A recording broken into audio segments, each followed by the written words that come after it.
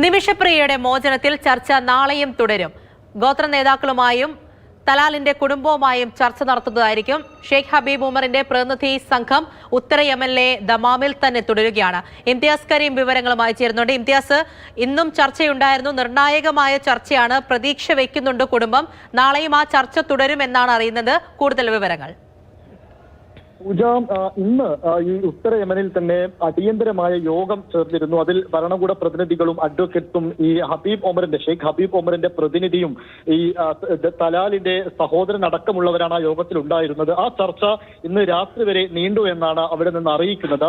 അത് ആശാവഹമാണ്. ഇന്നുണ്ടായ കാര്യങ്ങളെല്ലാം ആശാവഹമാണ്, പ്രതീക്ഷ നൽകുന്നതാണ് എന്നും പറയുന്നു. നാളെ രാവിലെ മുതൽ വീണ്ടും ഈ ചർച്ച ആരംഭിക്കുമെന്നാണ് ഇപ്പോൾ അറിയിച്ചിരിക്കുന്നത്. ഈ ഷെയ്ഖ് ഹബീബ് ഒമറിന്റെ പ്രതിനിധി സംഘം ഇപ്പോൾ ഉത്തര ദമാറിൽ തന്നെ ഇപ്പോൾ തുടരുകയാണ്, ഇവിടെ സ്റ്റേ ചെയ്യുകയാണ്.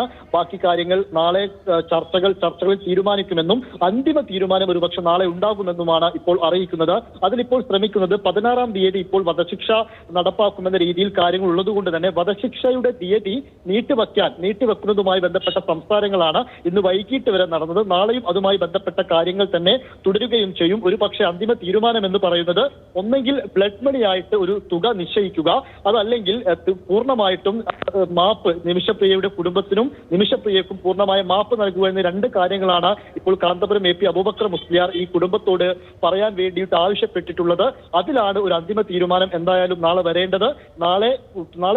നാളത്തെ ദിവസം നിർണായകമാണ്, അത്രയും നിർണായകമാണ്. കാരണം ഇന്ന് ചർച്ചയ്ക്ക് പങ്കെടുത്ത ഈ യമനിലെ തന്നെ പ്രധാനപ്പെട്ട ഗോത്രവർഗത്തിലെ പ്രധാനികളും ഭരണകൂട പ്രതിനിധികളും അതോടൊപ്പം തന്നെ ഈ തലാലിന്റെ സഹോദരനും അടക്കമുള്ളവരാണ് നാളെയും ചർച്ചയിൽ പങ്കെടുക്കുക. അതോടൊപ്പം പ്രധാനപ്പെട്ട മറ്റൊരു കാര്യം, ഈ കുടുംബത്തിലെ ഈ യമൻ പൗരന്റെ ഏറ്റവും അടുത്ത കുടുംബത്തിലെ ആളുകളുമായിട്ടാണ് ഇപ്പോൾ സംസാരിക്കുന്നത്.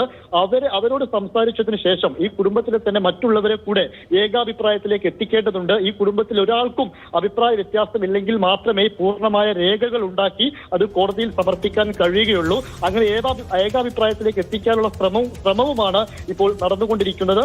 എന്തായാലും നാളെ ഒരു ശുഭപ്രതീക്ഷ ഉണ്ടാവുമെന്നാണ് കാന്തപുരം AP അബൂബക്കർ മുസ്ലിയാരുടെ ഓഫീസിൽ നിന്നും അറിയിക്കുന്നത്.